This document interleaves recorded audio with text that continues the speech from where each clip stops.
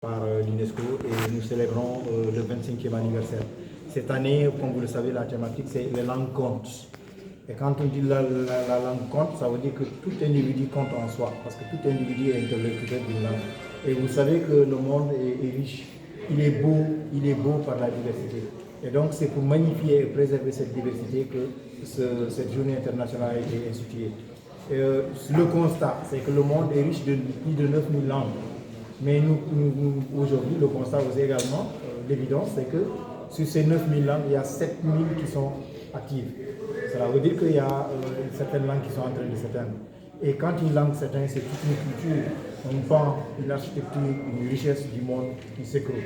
Voilà pourquoi on a institué la journée pour en tout cas encourager les États membres, les organisations des Nations Unies à préserver davantage ces langues-là.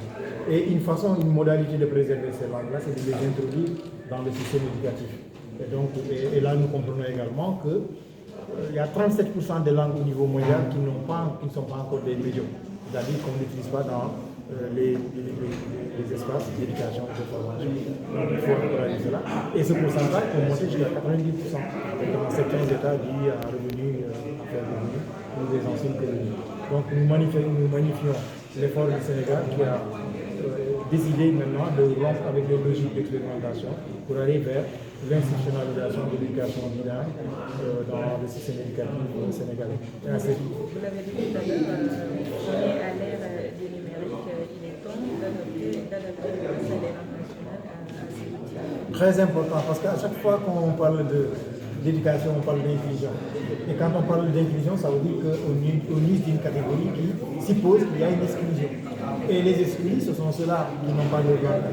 Ce sont ceux-là qui ne peuvent pas accéder aujourd'hui au support le plus évident, c'est-à-dire le numérique. Donc aujourd'hui, nous sommes en relation avec l'IFAN Cheikh Anta Diop de Dakar, et en partenariat avec l'Institut francophone d'éducation et de formation, pour justement cartographier l'ensemble des initiatives, parce qu'il y a des initiatives. C'est vrai que dans ce pays, il y en a qui ont un clavier en langue nationale.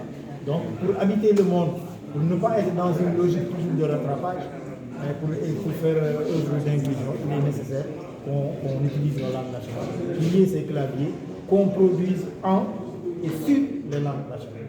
C'est la meilleure façon de profiter de l'ère du numérique, de l'intelligence artificielle, et qu'on aille beaucoup plus vite. Merci.